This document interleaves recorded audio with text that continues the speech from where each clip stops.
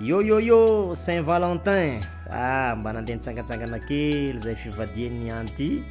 Za moa nagnomagna ny organisation niany ty, zany nagnomagna fety. Mba misy toerana kely nitondrasako anazy, toerana zay manan-tantara ho anay mivady ty toerana ty satria ty restaurant ty no restaurant voalohany nitondrasako anazy tamin'ny zahay vao hiaraka tamin'izany fotoana zany. Restaurant mahafinaritra kely ary tena mahay mandray olona zareo ato, de faly be zareo mahatonga Daddy Love.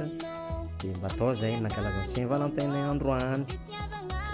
Zay niakatra satria tagny ambony mihitsy zany zay tamin'izany fotoana zany nipetraka, de mba nasiana décoration kely izy io. Eto zay ohatrany hoe mbala mamerana kely resaka tamin'izany hoe tadidinao ve zao ny resako bebe isa tegna falifaly de za koa moa zany nagnomagna cadeau anazy satria Saint-Valentin ny andro de mba nagnomagna cadeau an'ny madame zay nataoko surprise ho anazy moa le izy ampianagna ny masony alô ary andijeran'le cadeau.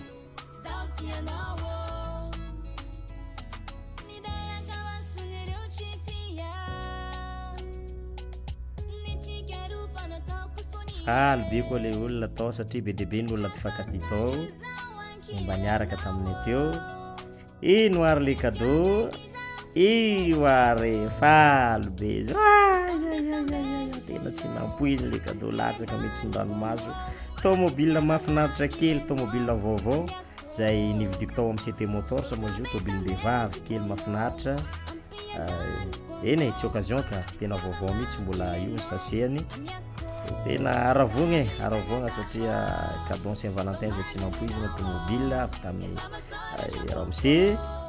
Tena faly io moa izy andeha hody zay de izy mihitsy nitondra anazy satria tomobile le izy mazava ho azy.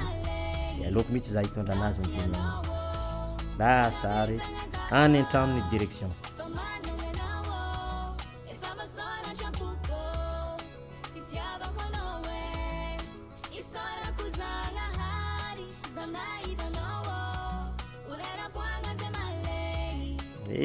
Ary de tonga an-trano efa miandry eo rikambana, miandry ny maman sy papa fitaiza reto.